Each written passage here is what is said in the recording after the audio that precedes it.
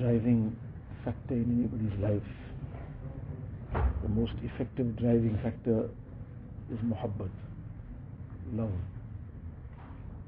Person who has the love of something, he'll do anything for it, depending on the extent of that love. So to the extent that he has the muhabbat of Allah Ta'ala, that will drive him to do that which pleases Allah Ta'ala. And to the extent that a person is lacking in this muhabbat, to that extent it will be very difficult for him to fulfill what Allah Ta'ala wants of him. A person is very, very attached to his parents, so now anything, any slightest indication of what they might want from him, what they will be happy with, he will go out of his way to do it. Let alone what they ask for, he will be looking for ways and means to keep them happy.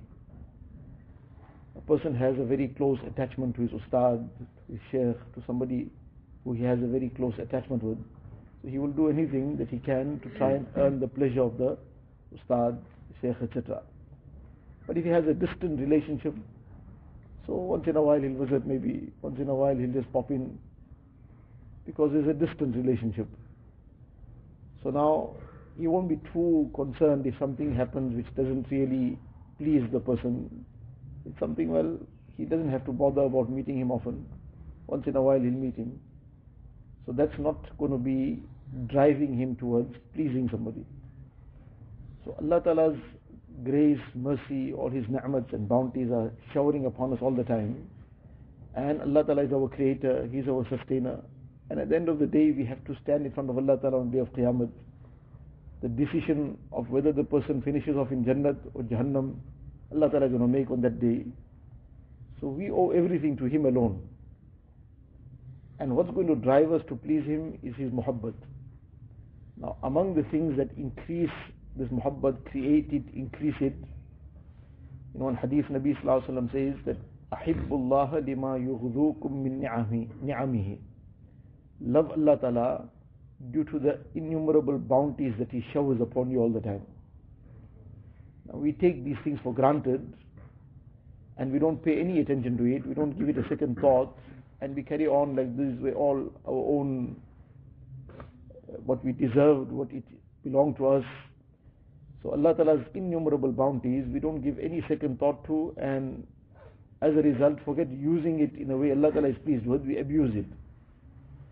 So what is required is to build this up, to sit down and think about it, to ponder Allah Ta'ala's innumerable bounties that Allah Ta'ala has blessed me with.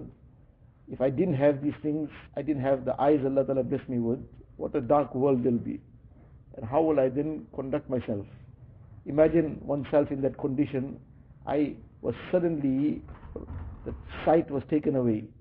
I don't have any sight anymore. I'm blind. Now imagine from morning till evening how I'm going to conduct my life.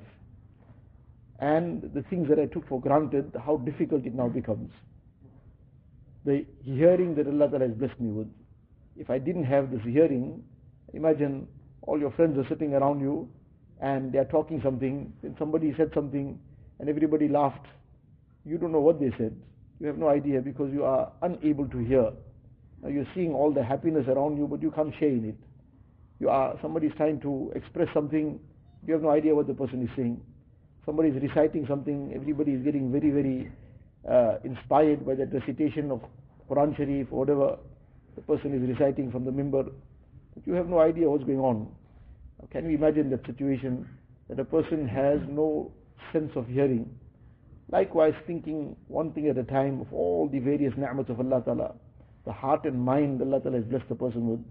If he didn't have that intelligence, didn't have that ability to think correctly, Allah forbid, somebody was insane, what a kind of life. Allah Ta'ala has blessed us with all these faculties and much, much more. The ni'mat of Iman, the ni'mat of the Quran Sharif.